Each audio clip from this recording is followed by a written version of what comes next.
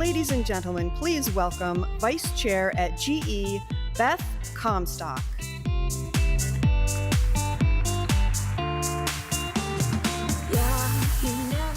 So good morning. Welcome to Minds and Machines. We are so honored to have you here for the next couple of days. So what I'm going to do to kick off this morning is to look at the big picture. It's part of my job to look at the connections and where change is happening, where the rules get rewritten, and where the future emerges. So what's driving change right now? It's seemingly everything. First, information is everywhere. It's traveling from the world into our eyeballs, into our brain, and back out into the world in the form of new behavior at an ever faster rate. The world is moving faster. No, it's not your imagination, and here are a few points. In 2013, we checked our phones 33 times a day. Today, it's 46. And if you're under 24, you're checking your phones 74 times a day. Shots in movies are 80% faster going from one shot to the next than they were in the 1930s. And if you live in a city, you're walking 10% faster than you did a decade ago. It's fast. The world is more mobile, with more computing power in your pocket than ever, and more connected. That's why we're here. We've seen what happens when 3 billion people get connected. Next, we're going to see what happens when 20 billion machines are connected by 2020. One thing's for sure, that adds up to a lot of complexity. We have the same drivers of change as always, from technology to geopolitics to human behavior.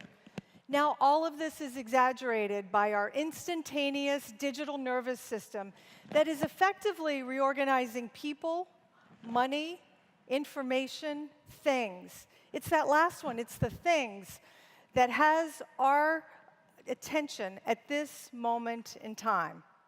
As the flow of data connects to objects, we're going to see the same kind of disruption and spontaneous restructuring that digital brought to music, to shopping, to media, and at an even more fundamental level.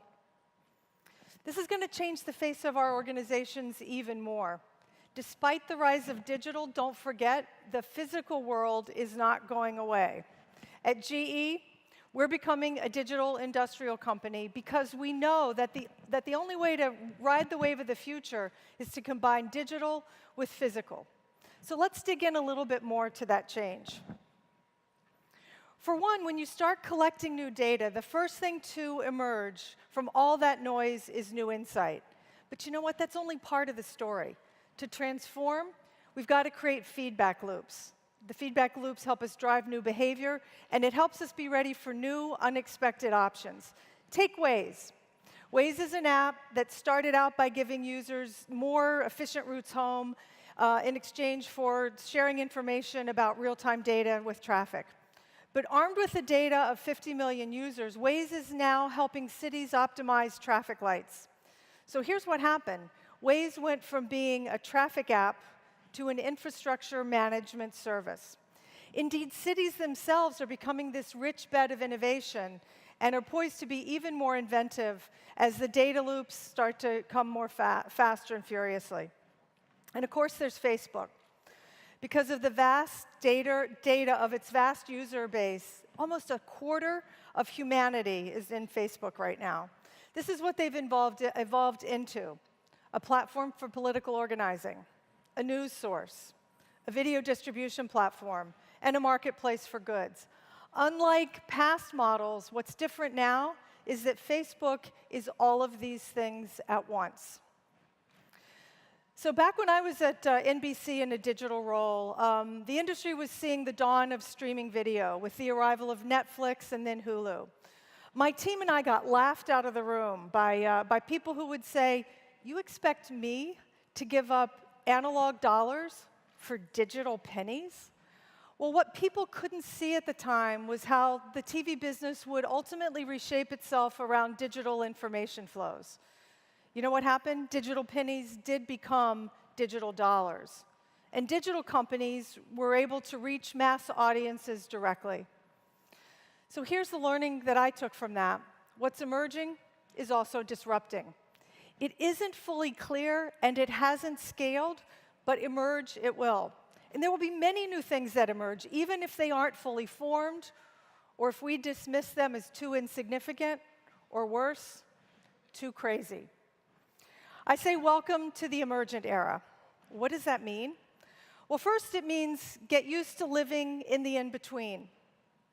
We have to accept that the old is going away and that the new has not fully emerged. You know what? It's really uncomfortable, and it's chaotic. But unfortunately, or fortunately, depending on your perspective, it's happening in pretty much every industry right now. When you're aware of living at that intersection, you have a really interesting view to see the future. In my experience, watching technologies march from the fringes to the mainstream, whether it was streaming video, or solar energy, or 3D printing, I've learned you have to pay really close attention to what's emerging before it turns into an emergency for your company, your industry, your country. In fact, emergence, this notion, has really captured my attention and my imagination. In science, emergence explains how complexity can arise from simple rules and how order can sometimes emerge from chaos. Given that I studied to be a biologist, it's particularly resonated with me, but emergence explains a lot of phenomena way beyond biology, from economics to thermodynamics to digital technology. Here's a way to think about it. The countless individual neurons that join together in the brain, the multitude of birds that make up a flock, and the circuits in a computer, these are all examples of simple agents working in concert to become more than the sum of the parts. Consider ants. Now, I'm sure you have no reason to consider ants, but for a moment, consider ants. Each individual ant can't know what the whole colony is doing, but by individually processing their local environment, they collectively execute big projects, really complicated projects, like anthills. With ants, as with all of us, whether we're on Facebook or Waze or Netflix, we see that when a lot of individuals pursue simple motives and exchange information in real time, new large-scale patterns of organization emerge. In both markets, as in anthills, these patterns of organization are examples of what economist Thomas Schelling calls macro behaviors originating from micro motives. And here's really the key point I'd like you to think about. We are collectively and spontaneously reorganizing around our digital information flows. The collective micromotives of the Earth's 5 billion connected humans with the soon-to-be 50 billion connected machines are growing new macrostructures. Every area of activity will be subject to many possible futures, each representing a new discovery, a new invention, a new business model. None of those that have yet to emerge, but they will. Many will, maybe all at once. You know, often with change, what happens is it comes around in barely perceptible ways, and then surprisingly, it disrupts. It reminds me of the line from Hemingway's The Sun Also Rises, when they were asked how Mike went bankrupt, and the answer was gradually, then suddenly. You know, emergent change seems impossible until it happens, and at which point it seems it was always inevitable. And we're just starting to see this kind of change, and it's showing up a lot faster. McKinsey estimates that 82% of the US economy has not yet realized the full potential of digital. That's a lot of opportunity. That's one of the reasons we're so excited, why we're excited to have you here today. We think our unique combination of digital development and deep industrial expertise, together with our customers and partners, give us all an advantage in the emergent era. As more things get connected, they'll get connected over time with enough of the right data, there'll be pattern recognition, and we'll start to build what we're calling digital twins of our machines. We can predict how they behave, how they'll need to be fixed, and what they're capable of. And this is all made possible by teaching our computers to ingest huge loads of data, to find patterns, and to actually learn. As AI and machine learning get better, we'll go from commanding our computers to teaching them. In the future, our machines will learn how to do things so we don't have to. or to take on new tasks that we're not capable of, so there's more time to do what we humans do best. And yes, this brings with it all kinds of alternately scary and exciting scenarios. And yes, our jobs will change.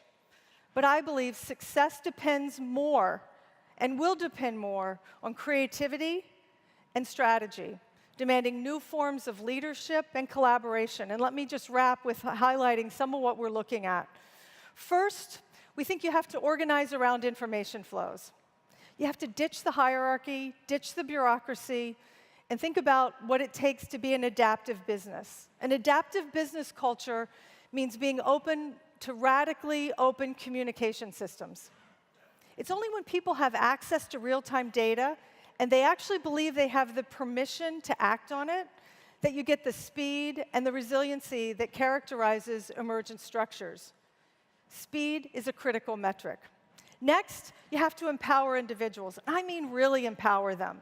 No matter what our official title may be, we all have to get over the illusion that by controlling others, we can control outcomes. Because of accelerated change, we're evolving from managers and employees to collaborators.